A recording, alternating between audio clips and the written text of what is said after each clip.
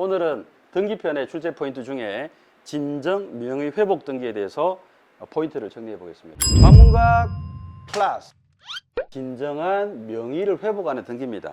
그러니까 명의를 찾아오는 거기 때문에 거래와 같은 원인이 없다는 게 가장 중요합니다.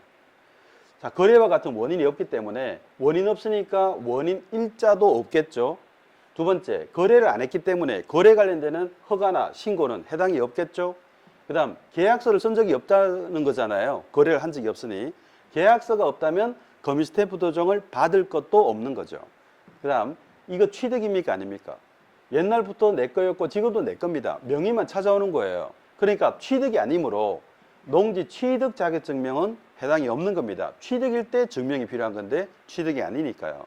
자, 이 내용들을 보통은 외우고 계시더라고요. 외우지 말고 제가 지금 설명을 드렸죠?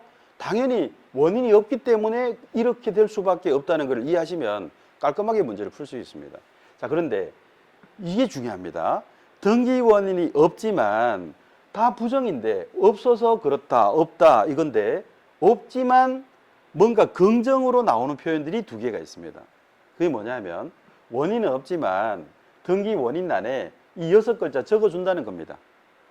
자, 우리 신청하는 등기 중에 소유권 보존 등기 외에는 원인란을 못 비워두게 돼 있어요. 그래서 이게 소유권 보존 등기 아니기 때문에 원인란을 못 비워두니까 등기 원인란에 이 날짜는 없어서 적을 수 없지만 뭐 거래한 적이 없었잖아요. 하지만 못 비워둔다는 것 때문에 진정명의 회복 이렇게 적어주고 등기를 진행하게 됩니다. 이게 이제 긍정형으로 나왔죠. 원인 없지만 원인을 일단 적어줘야 된다는 거. 두 번째, 등기 원인이 없지만 등기 원인 증명 정보를 제공한다라는 거. 요거는요. 지금 현재 시중에 있는 교과서 또 뭐 각종 교재 또 시중에 있는 거요. 그리고 또 뭐 블로그에 보니까 뭐 법무사가 이거를 또 적었는데 엉터리가 있더라고요. 그래서 제가 분명히 말씀드리는데 법원행정처의 자료 그리고 교재에 보면요.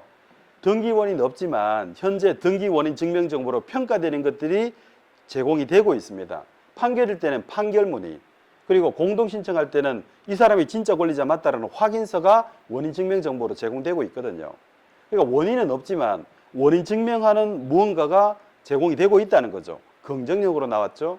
자, 요게 가장 핵심적인 포인트라서 제가 두 가지 포인트를 잡았고요. 실전에서 어떤 식으로 나오는지를 한번 보겠습니다. 자, 진정 명의 회복 등기. 틀린 거 골라랍니다. 자, A.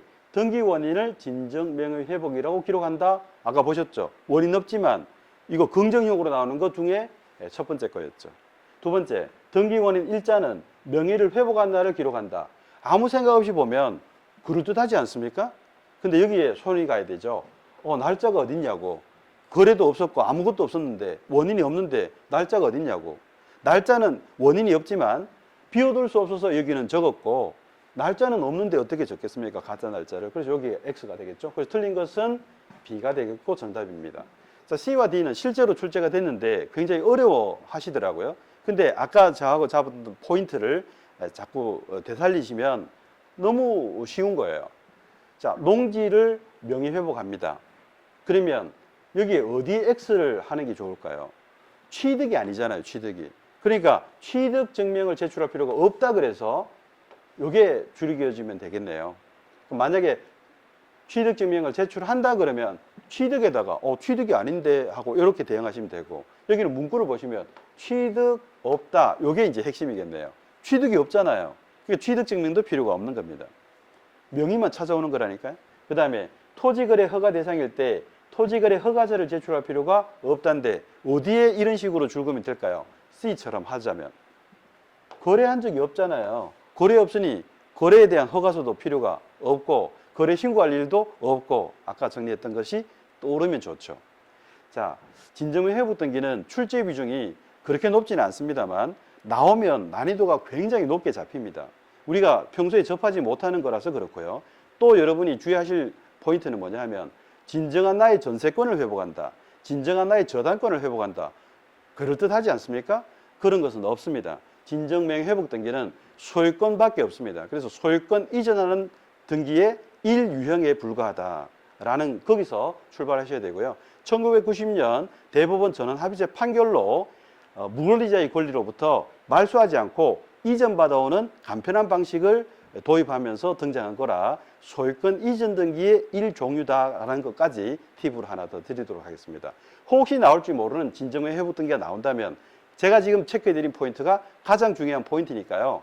이 문제도 놓치지 마십시오.